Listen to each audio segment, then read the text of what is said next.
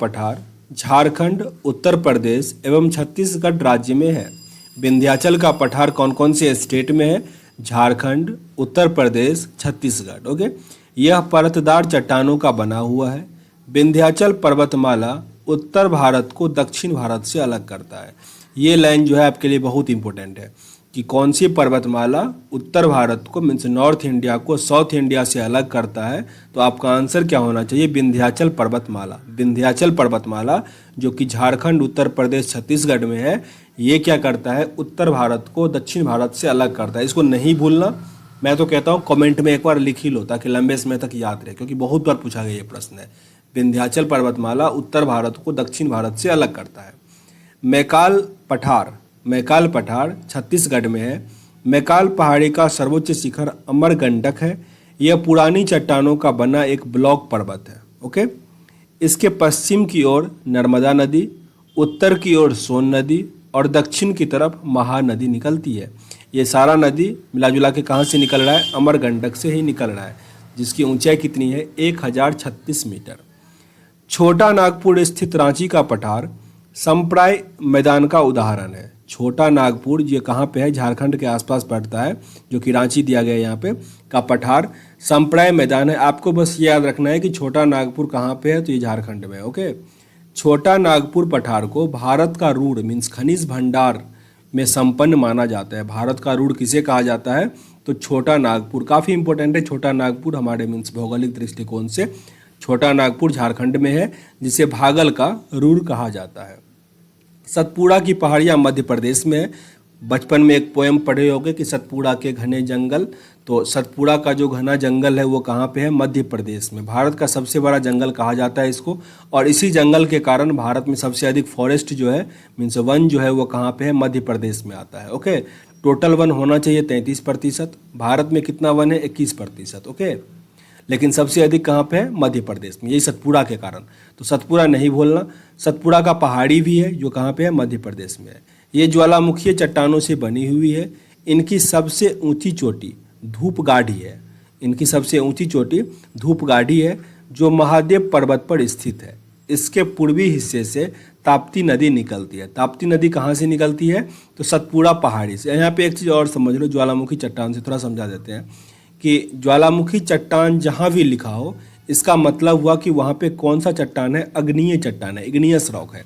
क्योंकि ज्वालामुखी से जो भी निकलता है ना, वो मालवा के फॉर्म में मीन्स वो लावा के फॉर्म में निकलता है, और वो क्या होता है? अग्नीय मीन्स वो आग से बनता है ना, इसलिए इसको अग्नीय चट्टान कहा जाता है। तो कभी भी अगर ये प्रश्न आए कि सतपुड़ा की पहाड़ियों में कौन सा चट्टान मिलता है, तो अग्नीय चट्टान पे टिक कर लेना। Okay, igneous rock. आगे हमारा दिया गया है पश्चिमी घाट। यह पर्वत ताप्ती नदी के मुहाने से लेकर कन्याकुमारी अंतरिक्ष तक लगभग 1600 किलोमीटर में विस्तृत है।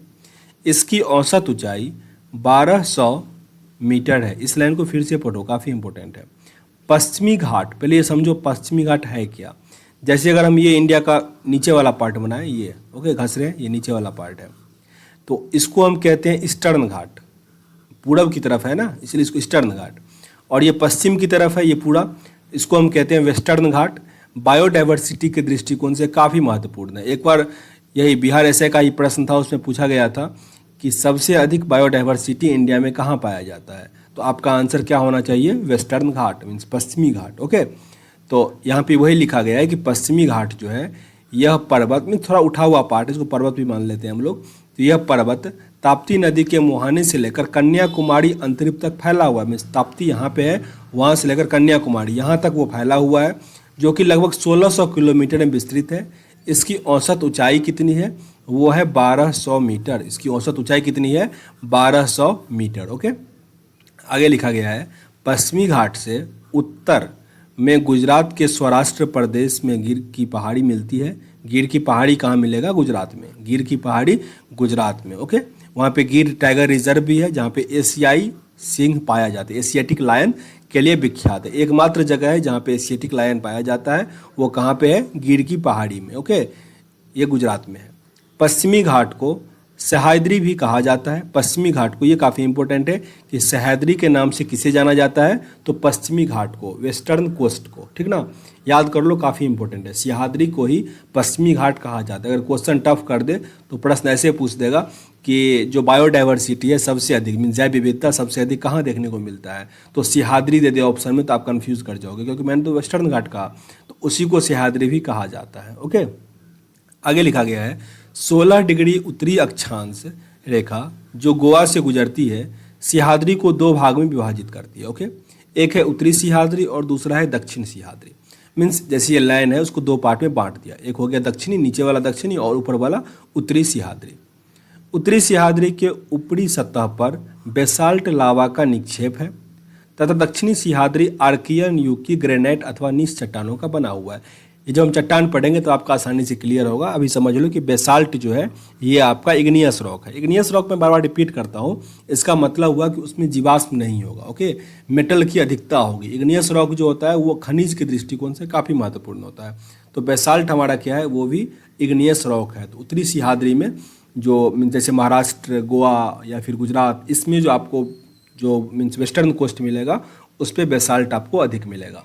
वहीं अगर दक्षिणी की तरफ जाएं तो वहाँ पे आपको ग्रेनाइट और नीस चट्टान अधिक मिलेगा। ओके, उत्तरी सह्याद्री एवं दक्षिणी सह्याद्री की सर्वोच्च शिखर क्रमशः कालसुबाई, मीन्स उत्तरी वाले में कालसुबाई और दक्षिणी वाले में कुद्रेमुख, इस सब का मीन्स नाम आपके लिए उतना इंपॉर्टेंट नहीं है, ठीक ना। जो इंपॉर्टेंट है उसको मैं रिपीट कर देता हूँ। महाबलेश्वर उत्तरी सह्याद्री की दूसरी प्रमुख चोटी है। महाबलेश्वर कभी कभी इंपॉर्टेंट हो जाता है, पर आपसे ये नहीं पूछा जाएगा कि ऊंची चोटी है या नहीं है, ये आपसे ये पूछा जाएगा कि महाबलेश्वर कहाँ पे है। ओके, तो महाबलेश्वर का उच्चतम बिंदु विल्सन पॉइंट है। महाबलेश्वर का उच्चतम बिंदु कौन सा है, विल्सन पॉइंट, ये थोड़ा याद रख लो, इंपॉर्टेंट है। महाबलेश्वर का उच्चतम बिंदु कौन सा है, विल्सन पॉइंट है। Arthur seat point, needle hole point Mahabaleshwar में ही स्थित है। महाबलेश्वर में 5 नदियाँ जैसे कि कृष्णा, सावित्री, वेन्ना, गायत्री, कोयना निकलती है। तो ये महाबलेश्वर आपके लिए काफ़ी इंपॉर्टेंट हो गया कि इनसे 5 नदियाँ निकलती हैं। कौन कौन सा, कृष्णा, सावित्री, वेन्ना, गायत्री, कोयना। फिर से याद कर लो, कृष्णा, सावित्री, वेन्ना, गायत्री, कोयना कहाँ से निकलती है, तो महाबलेश्वर से। सबसे इंपॉर्टेंट इसमें कृष्णा ही है। कृष्णा नदी कहाँ से निकलती है, तो महाबलेश्वर से। आगे नोट दिया गया है, चलो इसको अभी हम एंड करते हैं। नोट से हम अगले वीडियो में पढ़ेंगे। ओके, क्योंकि यहाँ पे अब दर्रा का जिक्र हो रहा है तो टॉपिक थोड़ा चेंज होगा और वीडियो भी काफ़ी लंबा हो रहा है, तो इसको हम अगले वीडियो में कवर करेंगे। सेशन अगर अच्छा लग रहा हो जरूर लाइक और शेयर करो अपने दोस्तों के साथ। अधिक शेयर तो करना नहीं है, फेसबुक और व्हाट्सएप पे जो भी फ्रेंड है उसको शेयर कर दो। जो एग्जाम का फॉर्म भरे हो ऐसा नहीं सबको भेज देना है। ओके, तो जो तैयारी कर रहे हो उनको भेजो ताकि उनको भी फायदा हो। ओके, तो मिलते हैं नेक्स्ट वीडियो में। सेशन अगर अच्छा लगा हो तब लाइक करना, ठीक ना। पसंद नहीं आया हो डिसलाइक करना, पर कारण जरूर बताना ताकि वीडियो को इम्प्रूव कर सके। मिलता है नेक्स्ट वीडियो में, तब तक के लिए जय हिंद। जय हिंद दोस्तों।